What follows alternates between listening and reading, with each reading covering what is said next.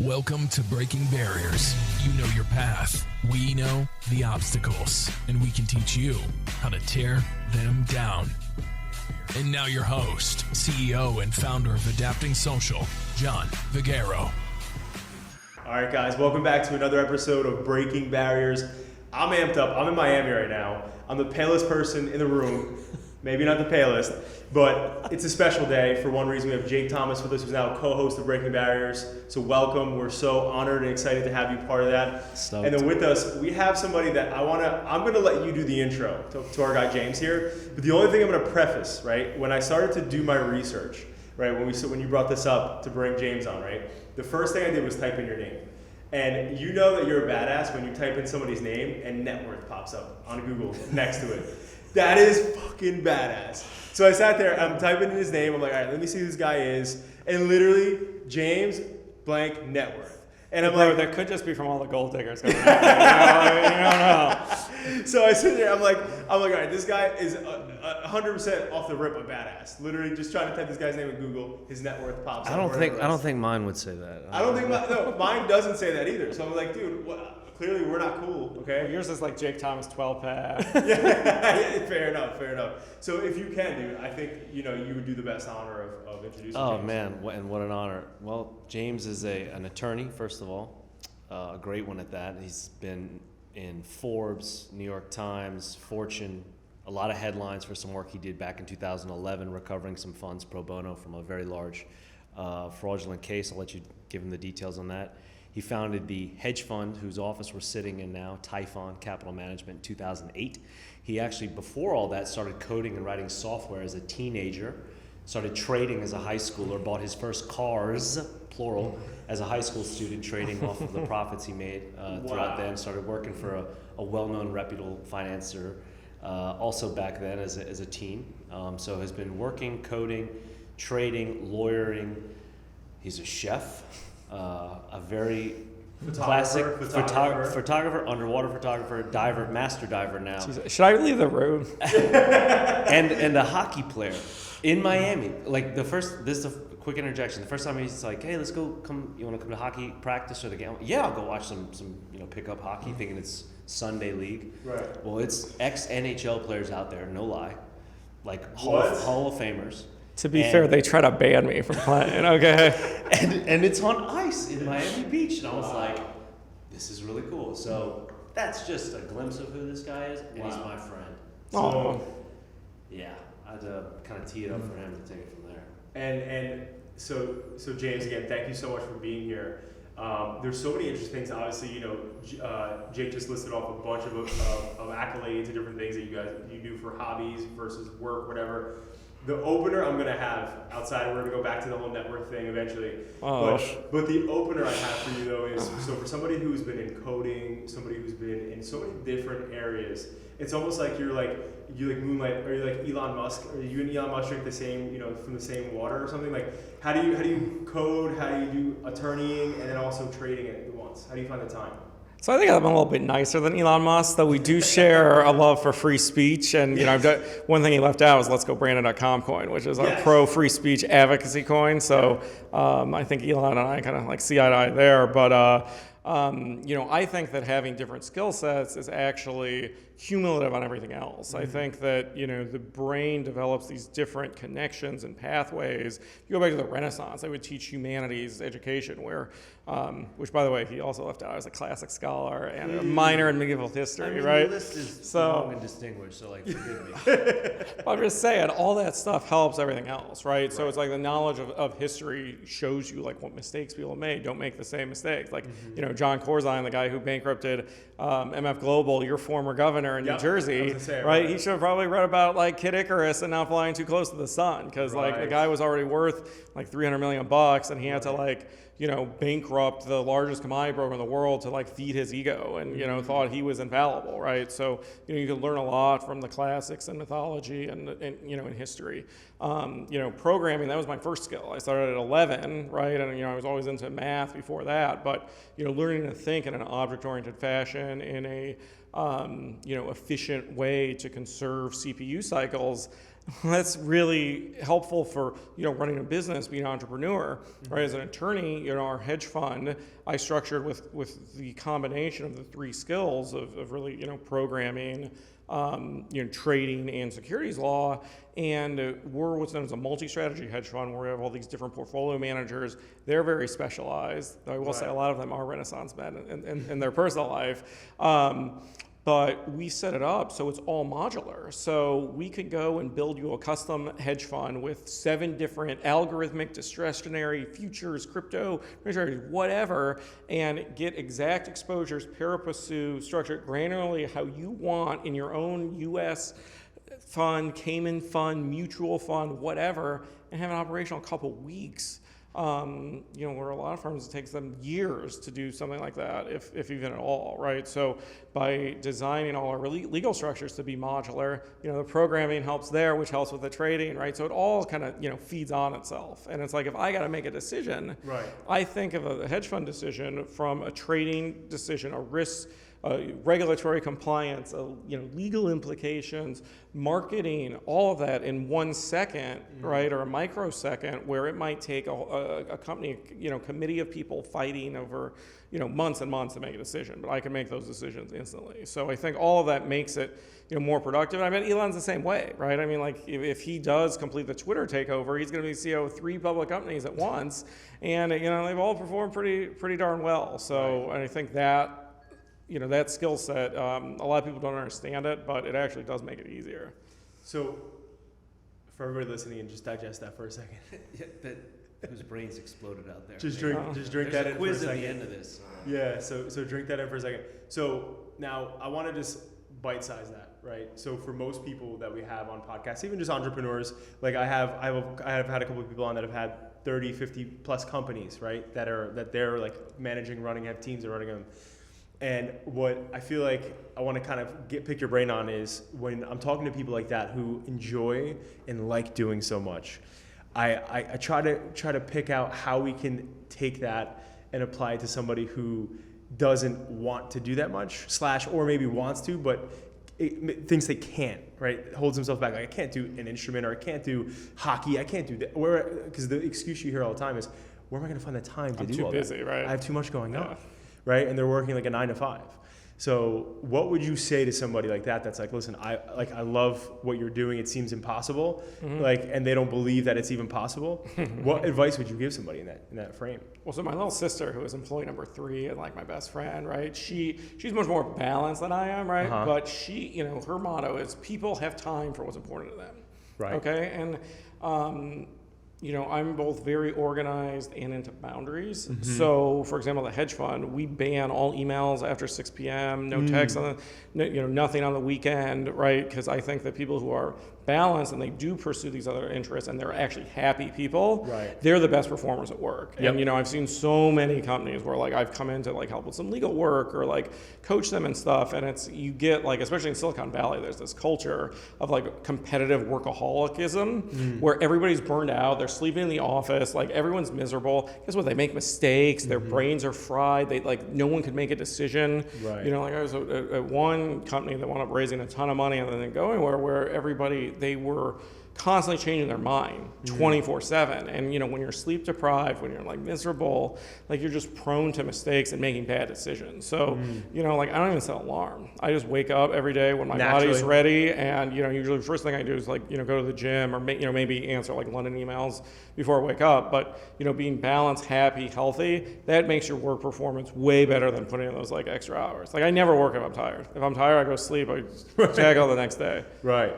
See, that's so interesting. We had this conversation on our podcast where I was telling Jake that like when over like the past like 10 plus years, like I started my business when I was 17 as a sophomore in high school. And fast forward, I always looked and modeled everybody else. Like what did Tony Robbins do? I own a global marketing agency. Nice. Yeah. So I would model entrepreneurs and I would say, oh, wow, that person wakes up at this time. That person eats this. That person does that. That's how they think. And, the Tony Robbins quintessential model of like, success leaves, a crumb trail or whatever. And one of the things that I started to change because of COVID, I was always flying here, driving there, doing all these different things. Again, waking up insanely early, doing these crazy whatever things that I would look at other people. Didn't necessarily love it. But what I started to change during COVID was I would do what you're doing, right? When I wake up when I feel like I'm gonna wake up. And I don't necessarily like working out anymore in the gym, but I like boxing. So like that's fun for Dude, me. let's go spar after this. Right. This straight. It's right over there. So I think that's so awesome that you said that though, because I think that a lot of people hold themselves to a standard that like that's not something that they like, or like some people maybe like that, but. So I got 3 follow-up thoughts of that. Yeah. Okay, so one, motivation comes from different places for different people, right? And, a lot of times when you see overachievers, they're really like unhappy people, like at their core, Right. Like I was lucky, like I got unconditional love from my parents, like never had any pressure on me ever. Like, so for me, I always loved being challenged intellectually, and I would like create artificial barriers to myself to make things harder for me, just because I liked a challenge, right? And that wound up working out well, like things in the bankruptcy Jake mentioned, where recovered $6.7 billion from your governor Right. in bankruptcy. Never took a class in bankruptcy. I learned it all on the fly, right? So, Right. Liking challenge and teaching yourself to be calm in difficult circumstances, that's a huge life skill. But people where it's like they're trying to fill this void of like core unhappiness, that's the ones who you see. It's like work matters. They don't make time for anybody else, right? Right. Like if I'm dating for someone, like they're always a priority, right? And same thing, hockey is on my calendar. I have one calendar. Everybody at all my companies can see exactly what I'm doing every second, every day. And, whether it's hockey, it's a date, it's I'm going to box, or I'm going to do this podcast or whatever, it goes on the calendar. Everyone can see that, and I don't cancel. Right. Okay, there really has to be an emergency for me to cancel anything, and I don't. Like in New York, a lot of times you'll see this where everybody's constantly like triaging a commitment and be like, well, I got this other invite. Like, I said I'm going to be at dinner with you tonight, but I got a U.S. Open ticket, so I'm going to cancel on you and go to the U.S. Open, right? So I don't do that. For me, like my word is my bond, and I say like I'm going to go do something menial or important. It's the same way. I commit to it. I'm going to do it, right? So I don't miss my workouts. I don't miss my hockey. I don't miss personal engagements. And, if that means I'm a little loaded up one day, I work a little bit harder and faster to, get stuff done, or I push it the next day. And I think a lot of what you see in corporate America is this concept that everything's an emergency all the time, which by proxy is nothing's an emergency. So again, that burns people out. They feel like everything's got a deadline. Like very few things in life like truly are, Right. have these like mutable deadlines, and it's like you know what, like it's gonna be okay. You're gonna wake up tomorrow, you get it done. Who cares? You'll figure it out. Pull a page from one of our favorite books. Yes. 7, about urgent versus important. Yes. Big difference. Huge There difference. are certainly things that are urgent, Right. and there are things that are just. And I don't want to use that word wrongly, but like that are just important, but not urgent. And there are things that are both. Right. Right. And I think a lot of people get confused of like everything is urgent and it's important. It's like no, dude. Like most of the stuff you think is neither of those two, and you're just kind of putting it on yourself that way. And again, what James said about trial by fire with the MF Global thing and knowing nothing about bankruptcy law until he was literally standing there and like that level of courtship, it's like, can you imagine that? It's like, yeah, I'll just figure it out, learn it, wing it, do it on the fly. I call that backing myself into corners. I love doing that, right? Make a commitment, make a promise. Like James said, his word is his bond. It's the same thing. Like if I say I'm going to do it, I'm going to do it. Right. I have no idea what I'm doing, but like we're going to figure it out. Like, hey, Jake, I need you to do da-da-da. You got it.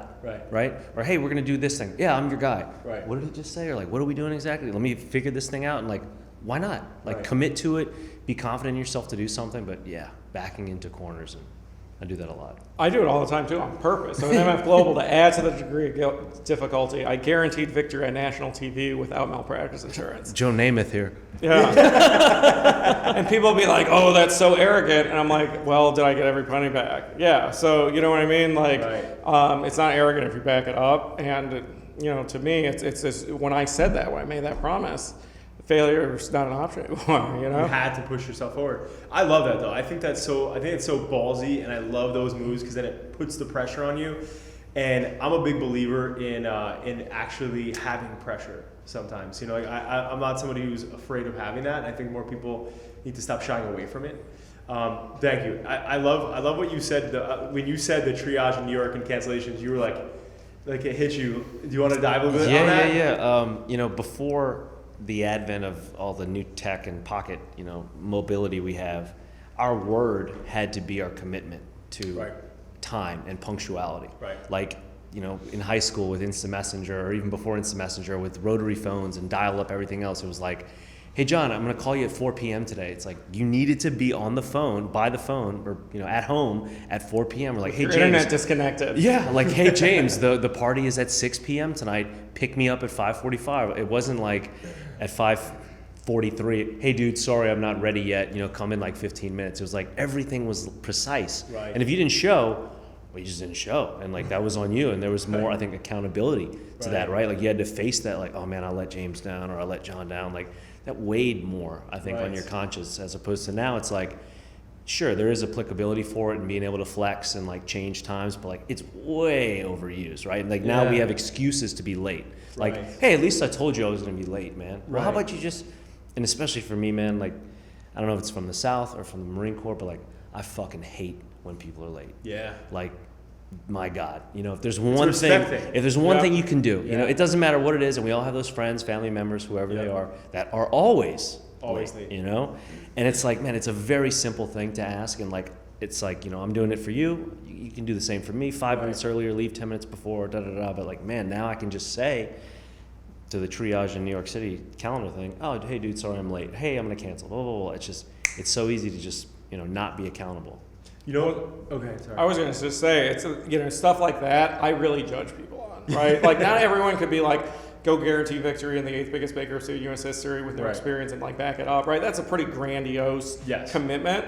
But if you say I'm gonna call you at 9 and I can't, right? Or it's like I'm gonna call you back tonight and they don't. Like little things like that really speak to someone's character. Because it's simple. It's a simple thing. Simple, small promises. It just completely like turns me off on people, and I like lose respect for them. 100%. And honestly, because I think the biggest thing with entrepreneurs and business owners is that when you see that in somebody, you know that the way you do something is the way you do everything. So like if they're gonna not call you at 9 and they were supposed to call you at 9.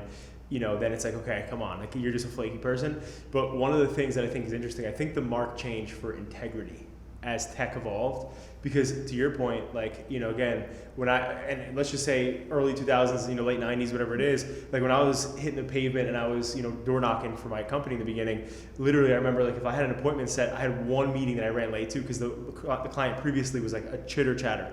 And I got there 5 minutes late and the dude goes, he goes to me, you're 5 minutes late. This is literally, because I was 17, so he could tell I was visibly a young kid. He wanted to teach me a lesson. He's like, just so you know, when you're late to meetings like this, when it's important people that you want their business, don't ever do this again. And close the door on me. And that was the last time I was ever late to shit like that. But you need those lessons. Yeah. But that moment though, it really showed me something, because now, to your guys' point, is like I'll have even like a team member of mine. They'll be like, hey, just a heads up, I'm like 20 minutes late or whatever. And in my head, it's like, because we have this thing in Adapting Social where we say integrity is flagging up when you know you're out of integrity, and that's how you stay within integrity, right? But to what you guys are saying from the past, it's like if you said something, you just did it, and it's so flexible now. Right. Well, you just see it, right? I mean, like the whole culture, like integrity is not on like our top 20 like celebrated virtues anymore, right? It's all about fame. It's all the narcissistic stuff, right? Like a social media has become a bigger thing. It's how many likes do you get on your Instagram, like, like how good do you look after like 7 filters, right? I mean, like there's just all this, like no one cares if it's what's reality, what's deceptive, like, but flexing how much money you supposedly have, like people Googling my net worth apparently, like, you know what I mean? It's like gross to like value people on or that. not even meaning to, but just happened like Google, Well, no, for Google the record, knows what's I think up. that's how Google works. That's what I'm saying. Like, even it's so to, embedded. It has there. to be searched in order for it to be a high-ranking thing. Right, and I'm saying it's so embedded that it's the auto population it wasn't James Koutoulas, hockey player or MF Global, but like so. I hope no one Googles like hockey videos, man. They're not so good. And what's so funny though, speaking of that, so I'll never forget it. There was this one actor, I forget who it was, he was on a date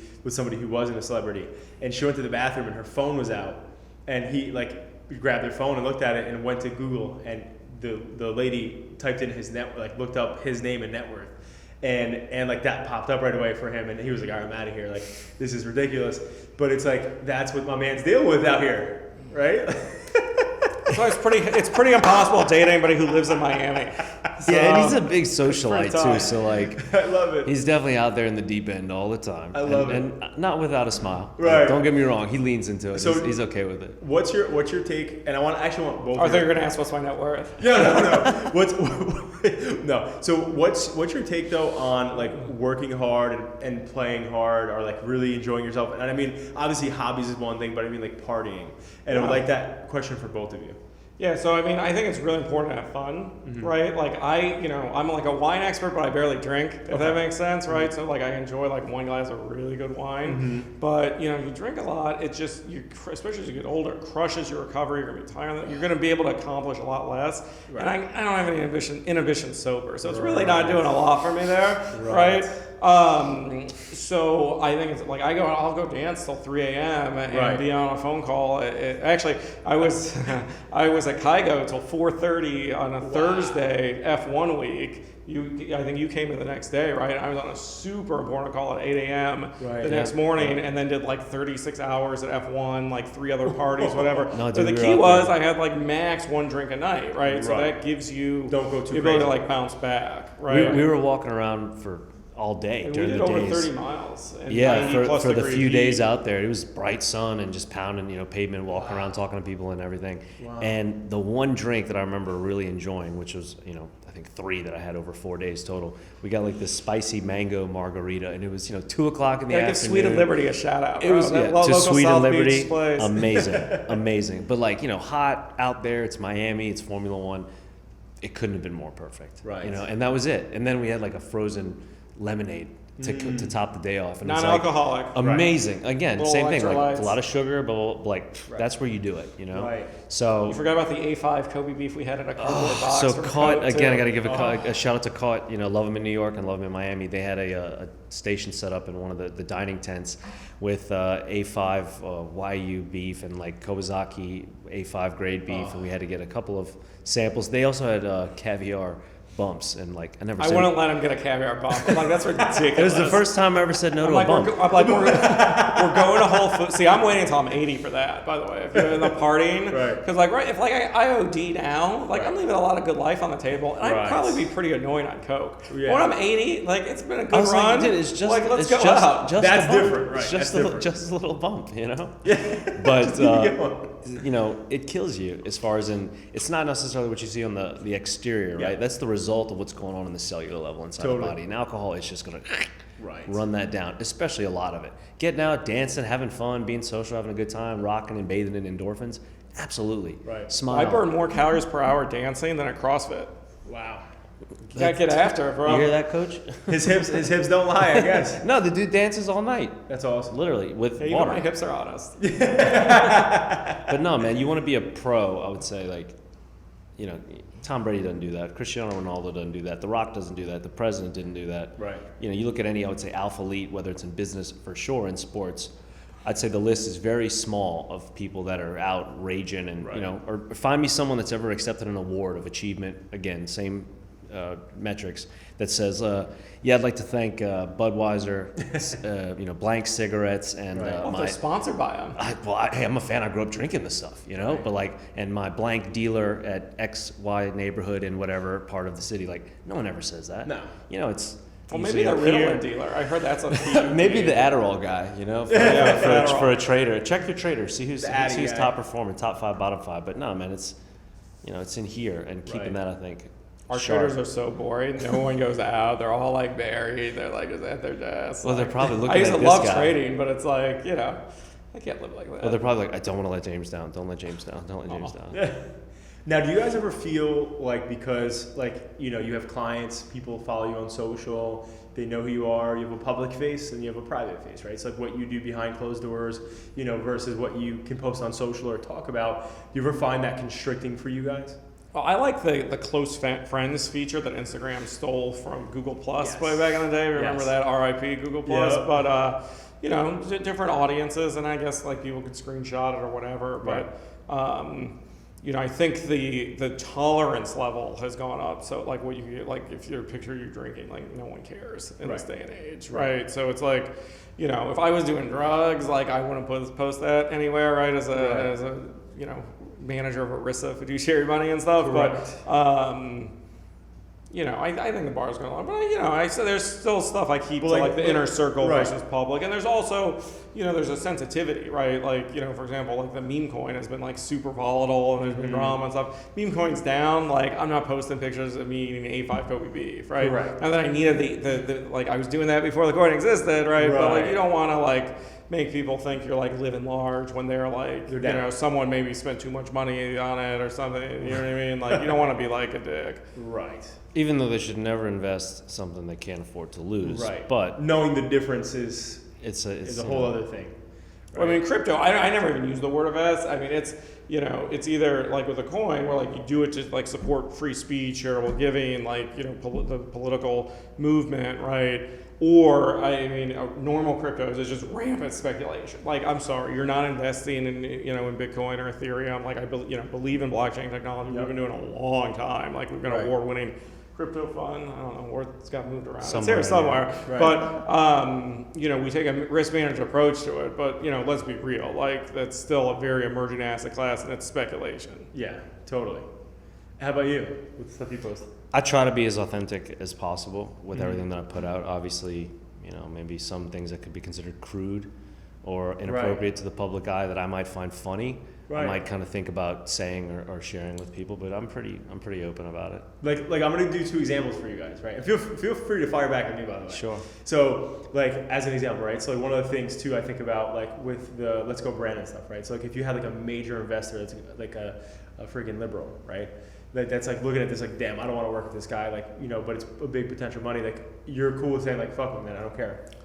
I mean, so just in general, I kind of have a no asshole rule in business, right? And it's just like I don't deal with people who, generally I don't get along with.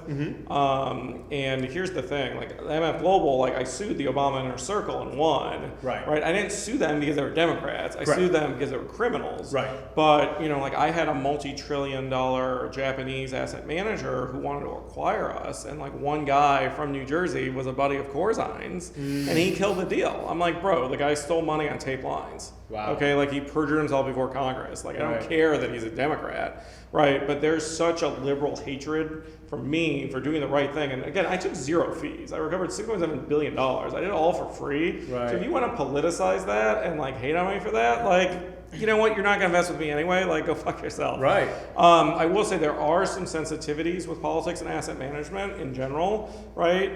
Because we've got like institutional clients who do have politically sensitive people, and they don't want, I think they've been unhappy reading about me in the press. And I was very quiet between MF Global and Let's Go Brandon.com coin, just to kind of make them happy. But I think what's really gone on globally and in America the last couple years, it's such a grave risk to like Western civilization and capitalism, and the communist agendas that are being pushed out through COVID jab mandates, suppression of side effect data, mandating that to people who already had antibodies where they're at 4.5x risk of side effects. Like someone very close to me, very young, just got diagnosed with fucking blood cancer, okay, and had to be triple vaxxed in order to play on a sports team at college, like healthy, had 0 risk from COVID, had antibodies already, right? And you're seeing like people dropping dead of this, and then that data was out there. Right. Okay. The data that you had a 4.5x higher risk of side effects, right, and that the efficacy of the vaccine is like 15%, and then you're forcing the entire world to take that. Like, okay, that's an agenda-driven issue. Right. Right. And I think at this point, a lot of people are saying, well, like your stance on standing up against those mandates, standing up about like what's going on in the supply chain now, they're talking potential food shortages. There's some really nasty shit going on in the world, and if you're quiet and if you value your business more, then there's a good chance your business won't be around in 5 years because we're going to be communists. Right. So people ask, would you have stood up in Nazi Germany? And everybody was like, yes, yes, yes. Well, there's a lot of people now, who value money a lot more than doing the right thing. Right.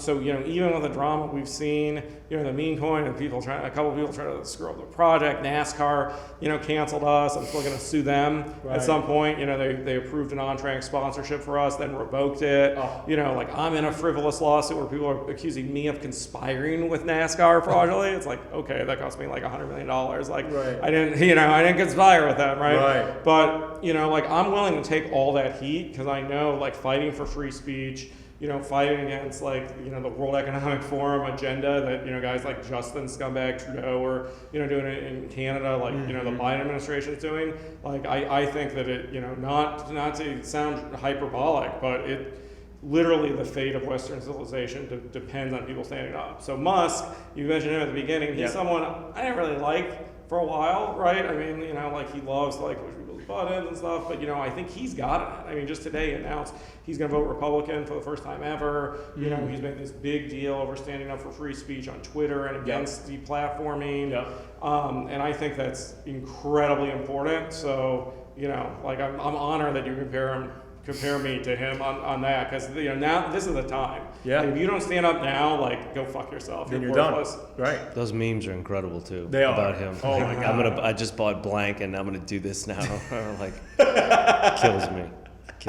Those were good. And then when he was going head to head with what's his name with Microsoft. Bill Gates. He was like he had a picture of Bill Gates looking real chubby.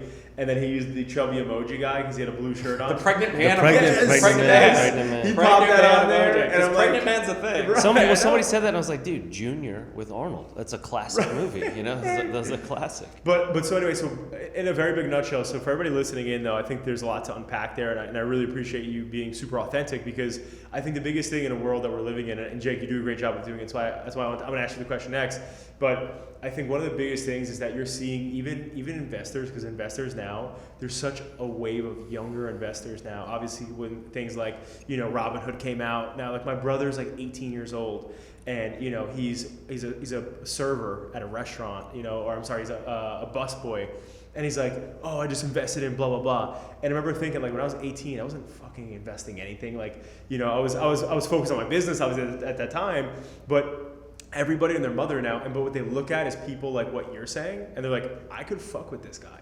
Like, I like this guy. They fuck with me, bro. If they fuck with me, they're gonna lose. No, fuck with you in a good way. Yeah, pick it up and just put it down. Yeah. So they like I can vibe with you essentially because you're authentic, and I think one of the things that this generation, the younger generation, really really likes is that. Like if they know that you're willing to go on your own social channels and do these things that could be looked at as like, wow, like I could be shooting myself in the foot or actually not getting clients in the door because of this. It's like, that's as raw as it gets. As someone they relate to, as someone they can relate to, as opposed to a deity that has never sniffed impure air or never scribbled their name incorrectly. Like, tell me what are going to be the requirements for a president in like 20 years? Like you're going to be grown in an incubator, hived, never exposed to da da da da da da. You've never been recorded saying da da da da da. God forbid something to be on video because you're totally excommunicated. And I think Trump has proven you can say just about anything. I mean, but like in the, moving forward on that, like I don't know, man. Like I feel, I don't know. There's a lot of constriction on who you can really be. So like for me, I love leaning into my antagonism. I love it, especially with anything that I take from the public domain. Right. When people, a lot of the stuff that I reshare online is simply that. I'm just resharing it. I didn't make it. I didn't create it. Right. You don't fucking like it. Like, hey man, I didn't make it. Like it's out there though. I'm just saying, hey, look, this is funny, or interpret it as you like. But I love antagonizing stuff like that because I think if people heard it more, maybe face that a little bit more like a comedian. To me, a comedian is someone that can really unify groups of people that are. It's like they have that carte blanche to be able to downgrade and really belittle anybody across the line. It's hard, like you want to talk about somebody who can bring cultures together that are very much opposing. Like Dave Chappelle's a master at it.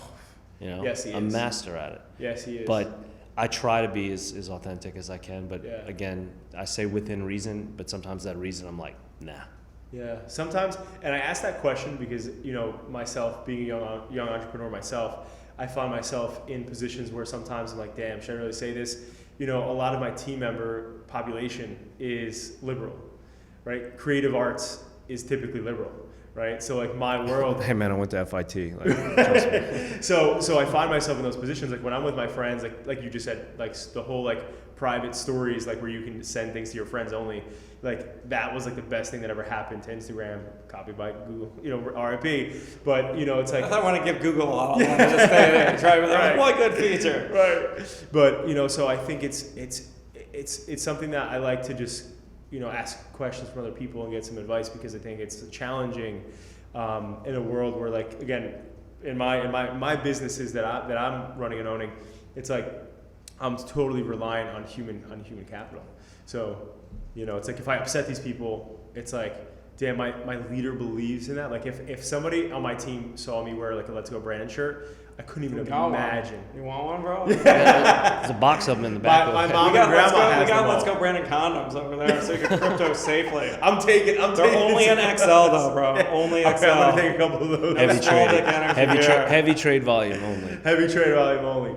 But so for you, the only question I want to ask you real quick was like, so I think there's different lines, right? So like you're super like forth with like, I saw you tweeted something like not too long ago, like hours ago, about how you're going to bring crypto to politics, or you mentioned something. Speaking about that, yeah. So I want to dive in right after that. But so like you mentioned again, you're very heavily putting yourself out there with politics. With you, it's a little more on like the sexy promiscuous side in certain situations where it's like boom, got your abs out, you have your this out, and the one thing that I think about though, and I just want to genuinely ask, because I think people can learn from this if they're stopping themselves from doing what you're doing. Same thing with you is like, what if there's like a dude that's like, yo, I want to fucking use Jake to sell my penthouse, but he's gonna be dealing with my wife. I'm not letting this guy deal with my fucking wife. Look at this guy. He's ripped like Rambo.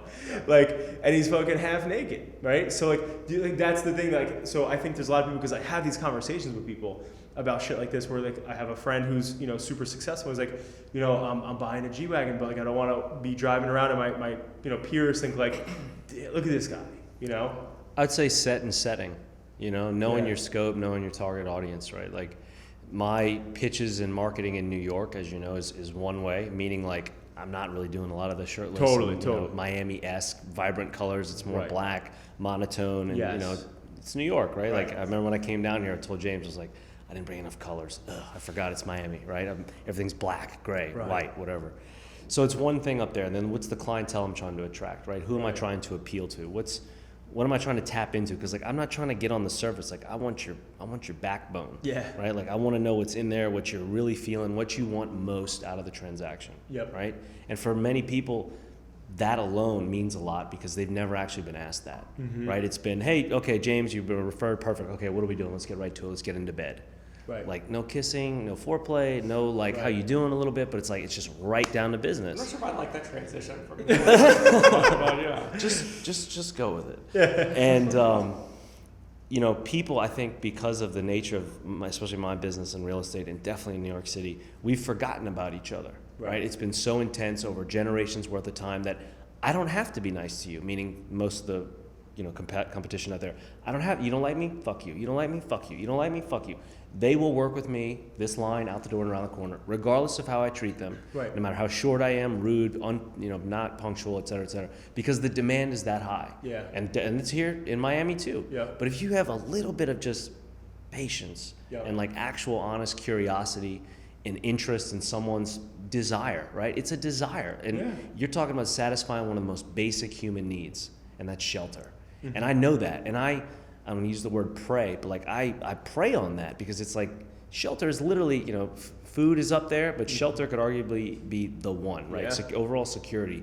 And you're talking about a very important thing in someone's life, and it just gets very disregarded, very quickly thrown to the wind, right? It's like, oh, it's just another transaction. Oh, it's just another penthouse. Oh, it's just for that. To the question about the penthouse with the wife and the friend, like, yeah, be respectful, right? Like, who knows? He might even be like, hey, man, can you take your shirt off? My wife will love it. Like, I've been in that room before, too. And it's like, I'm like, are you sure? And they're like, hey, can you do more? And I'm like, okay, can you turn off the camera now? Like, because this is going somewhere else. Like, it's a brave new world, man. And it takes all the people to make a world. Yeah. I appreciate that answer. Thank you.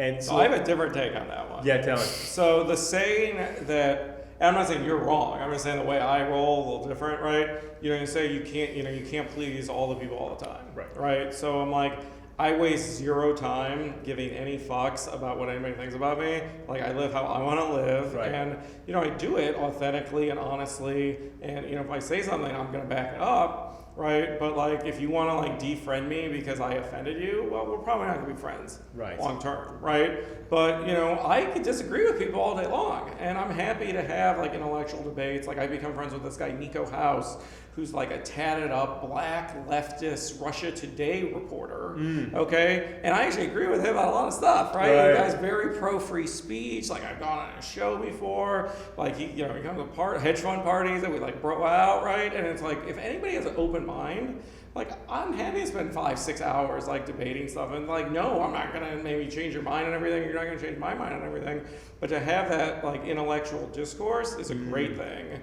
And I think one of the big problems with the country, and I think it's intentional, I think people are trying to divide us to help bring us communists, right? Totally. Is that people now, they get triggered and they're into microaggressions, and you're glorifying victimhood. Like, the second someone's into having like pity parties and feeling sorry for themselves, I'm just like so over it. Like, you're just so weak, you're so pathetic. Right. But if you're willing to hear opposing points of view, like, I follow all sorts of liberal sites. Right. Actually, I don't even like the word liberal, right? Because liberal means you want to change stuff. Right. So in that sense, I'm liberal. Okay. Right. But so like Dems, I guess. But yeah, I follow communist sites, right? and stuff that are pro-authoritarianism, pro-dependence on the government, and I read it. Right. And I look at it and I evaluate it, and I'm like, well, maybe this one point is good. I mean, maybe the other 99 points are bad. But I think it's to be able to critically read things you disagree with without like freaking out and getting triggered is like a hugely important life skill and coping ability. Oh man, something before we sign off, like, imagine if voting, you voted on policy, not on person, period. That would be interesting. It's problematic because half the country can't read, or understand what they can read. But just imagine that, right? That's a seed to plant, and because I look at it all the time, and it's you read the T-chart, like James said, you might go down and say, I kind of agree with that. Okay, these 99 I don't, but like one or two of those things, and then you might be surprised with, actually that was X who said that, not Y. Right. So you think you're this because maybe you've been predisposed or whatever, but you're actually more this side. Right. So policy, not people. And that's an interesting thought, and I really love intellectual discord. It's such a powerful statement, and it's so healthy. Yeah. It's like you learn and you grow. I mean, like natural law, like, the trees that have survived droughts are the ones that build roots deep enough that when the hurricane comes, they're still standing. So, like for me, I just constantly throw myself in the fire, constantly expose myself to new ideas. And then, because I'm like the DJ Khaled of law, all I do is win. I love it. Every new rep, I'm stronger. I love it. New Orleans guy, by the way. I love it. And so in wrapping up here, so I gotta put you on the spot. Let's go. You ready for this? So before you do, again, I'm super stoked for our first combo podcast co-hosting, Jake. Yeah. We're gonna get after it, man. I'm super stoked. And James, thank you so much for obviously joining us today. Your time, time is an asset we don't get back. So you spending it with us here today means the absolute world to us and obviously our followers. So the end here is I like to put people on the spot. I think I did this to you. Oh yeah. Oh man, it's a good one. So I like to reverse engineer the thought process of life and what we're after, right? Manifestations and stuff, right? So one of the ways I like to do that is looking at death backwards, right? Mm-hmm. So if you were to go, right, knowing who you are, what you're doing, who you are, what you're known as, obviously what you care about in the world, what would your gravestone say? I mean, I think that this dude lived, man. I gotta tell you, I've used every bit of my life. Wait, did I say that? Did I say the same thing? Yeah. Did I say that? I swear I said this dude. I'm not trying to knock you off, but I guess No. Friends, I mean, this is why we're friends. Like, I swear I said that too. John gave me some other stuff, but like, But no, even in law school, like I remember, like 23, 24 years old, right. like crossing the street with my buddies, and right. like my fake internet name is Jameson Kerbopple, right? And one of my buddies is like, if we all got hit by a bus right now, like I'd say Kerbopple's the one who really have no regrets, because like every day, like I do interesting stuff, I use every minute of every day thoughtfully. Yeah. And look, has my life been perfect? No, but it's been pretty damn good, and hopefully there's a lot more left on the table, but you never know, and that's why you can't waste it. Right. So hold on. So the only thing, and this is what I did to you when you gave me that answer, was so typically on a hedge stone, right? It's like was a loving father, was an entrepreneur, was somebody who was a giver. Like, how would you frame it in that way? Yeah, I mean, like, I don't know who said it, but there's a great quote that no one is on their deathbed and they're like, I wish I would work more. Right? So it's like, the entrepreneur, like, I've done it. It's cool. I mean, it means the world to me. I started my hedge fund on my credit cards in the financial crisis. Yep. Right? Still here 14 years later, right? So it's important to me. But, I think what really matters is, your friends, your family, like, people you genuinely care about. So, I think I've done pretty good as a friend, pretty good with family. It'd be awesome to have, like, a girl partner, right, who actually, to go through all this with, who, is as resilient as I am. I haven't found that yet, but I don't know. Maybe this dude cared, right? I mean, I don't know. I put my heart in everything, and I think that's important. It's huge. Yeah, it's really important, man, and I appreciate that, and I appreciate the raw authenticity, man, because I think it's so rare that you actually find that in anybody, right? Where it's like everything you do, you put 100% in. And not everybody does that. So I really appreciate most you. Most people don't, man. Most people, they fucking coast through life. Yeah, they do. And they don't give it 100%. And they don't give it 100%. So thank you. I appreciate you. And I appreciate you, Jake, for making this happen, for setting this up. Thank you for hosting us in your humble abode. We really appreciate that. The terrible weather we got down here. Right? Yeah. And and if we can, do you want to give a shout out to our guys here who hooked us up here today? Yeah, Ronnie, for sure, from RC Visuals, that shot everything, recorded everything. Out in Miami, it's a hooking huge it up rig. for us. Anybody in Miami that needs the services of one of the best videographers and a good friend that I know, hit him up, RC Visuals. We'll drop a link for you guys to see. Boom. And before I forget, where can people find you on Twitter? What's your tag? Every social media at James Koutoulas. At James Koutoulas. Boom. Koutoulas. And Jake, hit it with it too, just in case. Life Like Jake at everything. LifeLikeJake.com and at Life Like Jake for everything else. Boom. Yours is catchier. And everybody, thank you again for listening in. Create a great rest of your day. You're in charge of it.